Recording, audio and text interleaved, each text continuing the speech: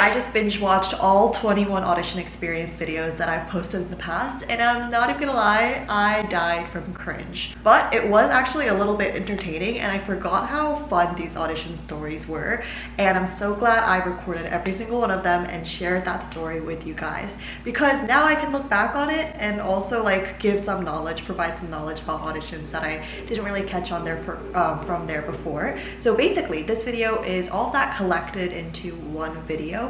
And the topic, as you may have seen from the title, is questions that judges might ask you during or after your audition. Yes, we are out here in the living room tour, okay? So this little mini room is my laundry place. If you open the window, if you slide it, you get the laundry room. And then this side is my kitchen. Hey, I'm making rice right now. Or just like washed it and then like let it sit in water kind of moment right now. And then I'm gonna have lunch soon. Anyway, I thought today was a perfect day to film a video because it is so beautiful outside. Can I take you guys? Like, it's so pretty. And oh my goodness, the sun is up. You cannot see that at all, can you? Yes, okay, the sun is up, the sky is blue. No more silly goofing around. We're going to get into the actual content of the video now. So I wanted to go over what companies ask you in an audition form, so before the audition. Now typically, I mean, I'm just talking about this as if it's an offline or Zoom audition where you actually get to see the judge face to face, even if that isn't offline. But anyway, there might be a pre-registration form that is sent out to you, and then you have to fill that out before you even register for the audition. However, other auditions are walk-in, meaning that you will just walk into the audition place, you'll fill out the form, and that'll be pretty much it. Even with pre-registration auditions, you might even have to fill out that form in person. So it kind of depends, but they will ask you to fill out the form, and I haven't really seen an audition where they don't ask for that, just because they need to collect some kind of information, like where to contact you, right? All right, so that includes all the basic information like your name, your date of birth, age, your gender, nationality, your school, grade, major, occupation. All of that is typically in one category. So you would write down what school you go to, what grade you're doing. If you're in university, you would write down what school and then what major you're studying. And if you're not in school, then you would have to write down what job you have right now. They also ask for your residential address. And now people really like to ask, why do they ask for your address, bro? And this isn't to come stalk you and knock on your door. No. I feel like it's enough to just put your city and your country, but it's honestly just to check like where you generally live within that city, so that if they were to do a second round audition, how would they find you, and not how would they find you, more like how would they locate you and set up a second round audition in a place where it makes sense. That's really the only reason why, and it honestly says like in the personal collection use form, it'll say like, oh, your address is only really used for audition purposes. So I wouldn't worry too much about that, but if you are worried about being stalking, just put your city and like the general area. Like, I don't know, some cities have like Southwest or Southeast, put that down. Or if it's like downtown Toronto, put that down as well. All right, and then they also ask for your contact, and they might ask you for multiple different things. They might ask you for your cell phone, your contact of guardian, your email address, your SNS ID. Now, SNS ID is where there's a lot of questions regarding that. So like, what kind of social media should you put? Well, firstly, SNS stands for like social media in Korean. And so they're typically asking for, number one, KakaoTalk. Put your KakaoTalk down because it is so easy for them to contact you if they do need to find you later on. In KakaoTalk, you can make an ID similar to any other social media platform, so be sure to do that. Also, KakaoTalk is not just for Korean residents, so anyone with a valid phone number can actually use it. I don't know why I sound like I'm promoting KakaoTalk right now, but that is not the case. Do not worry. And then they'll also maybe ask for your actual social media, so this might be your Instagram, your TikTok.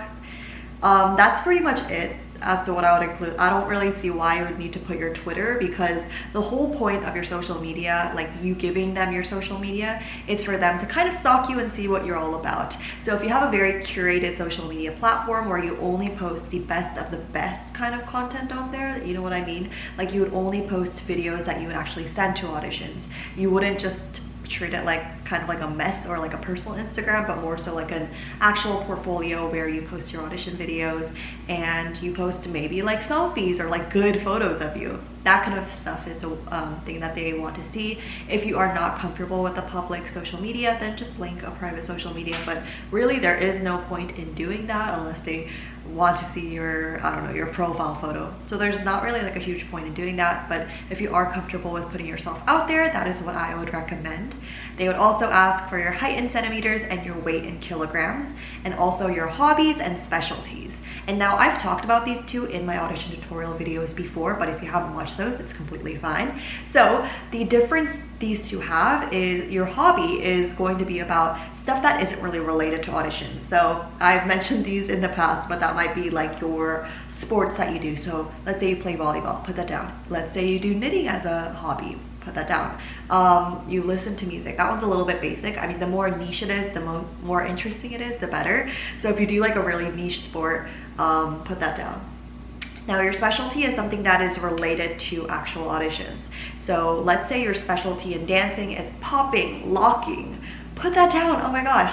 Or the different genres of dance that you are most comfortable in or trained in, like ballet or contemporary dance, modern dance, something like that would be nice to have. If you're like, oh my gosh, I've just started singing and dancing, I don't know what my specialty is, don't worry about it too much. Just say your category that you're most confident in, and that should be just enough. But let's say you're a little bit more experienced in vocals and you want to write down special techniques that you can showcase, like high notes, head voice, you know, mixed voice, something like that. It might be nice to add, but honestly they aren't looking too carefully at your specialty. What they really want to know is like, oh, do they have something special that they can showcase? And then they'll also ask for your experience. So experience entails a lot of different things. So firstly, that might be if you've had lessons before in dancing or singing, if you've had training experience, like as an actual trainee in an actual company, and then your audition experience.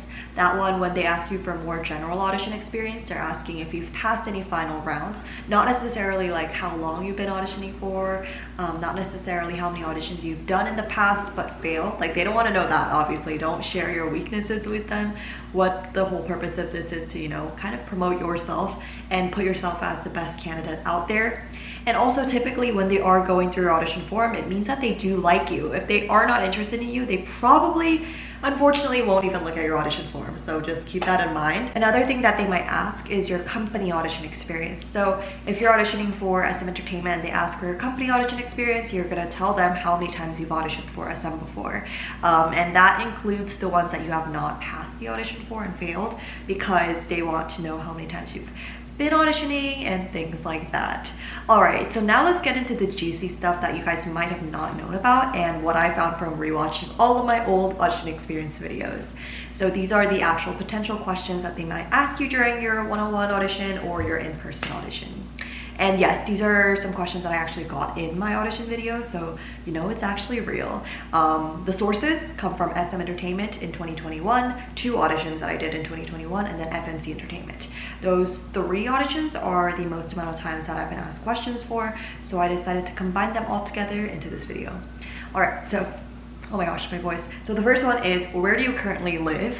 And then what's your nationality? And if you say like, you're Korean but you live in Canada, obviously that's gonna lead to more questions. If you just say, oh, I'm Korean and I live in Canada, they probably won't ask you these. Maybe they might ask you like, where in Korea do you live, or what school you go to, things like that. If you are interested in going to an arts high school, things like that, I don't know.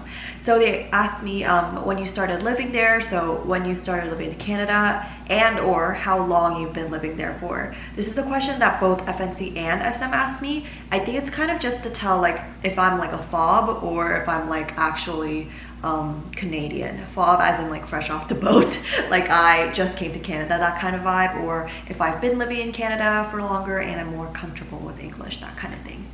Alright, they also might ask you like why you're living there in a foreign country, if it's for school or if it's for family reasons, things like that. And then another question that they asked me, which might be a little bit personal, but it's like, did you go there alone or is your entire family living there in Canada? Again, this is something that both FNC and SM asked me. Another one that's like pretty obvious, and sometimes they might ask you this in the audition form as well, but that is what languages you speak fluently.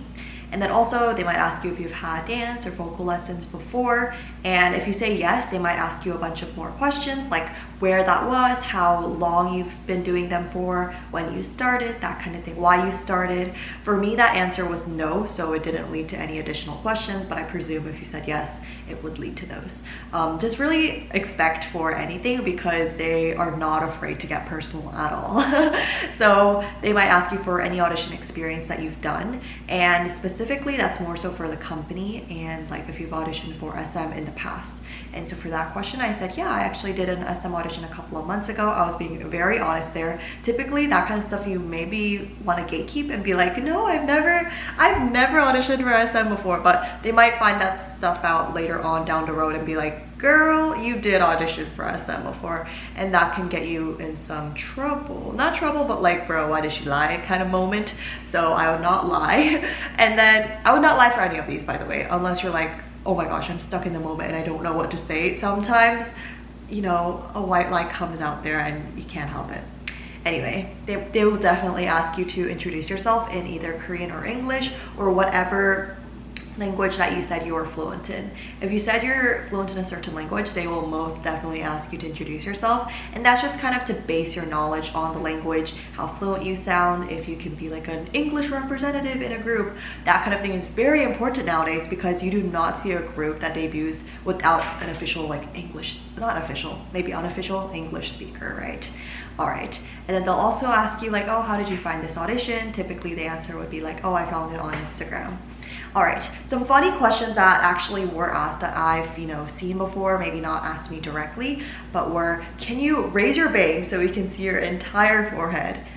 This one was not asked to me or someone that I know, but like obviously we've heard stories of audition judges asking an artist to go to the washroom and quickly wash your face and come back. Those kind of things actually do happen often, so I just think those are kind of funny. They like genuinely want to see your bare face without any hair. They might ask you to like put it up as well. Lastly, they will ask you for any headshots / group pictures. For FNC, they did ask for a group picture. I've never had headshots taken, but if you're specifically auditioning for the modeling category, that is definitely something that they will ask you. All right, that is pretty much it. Those are all the questions that I can think of currently. And if you guys have time on your hands and if you're just like bored as hell, like go watch the audition experience videos. They actually are very entertaining and I think worthwhile watching. I don't know, you tell me. Let me know what your audition favorite, oh, my timer for my rice is up. Anyway, let me know what your favorite audition experience video of mine was, and I will see you guys in the next video. Thanks so much for watching. Bye.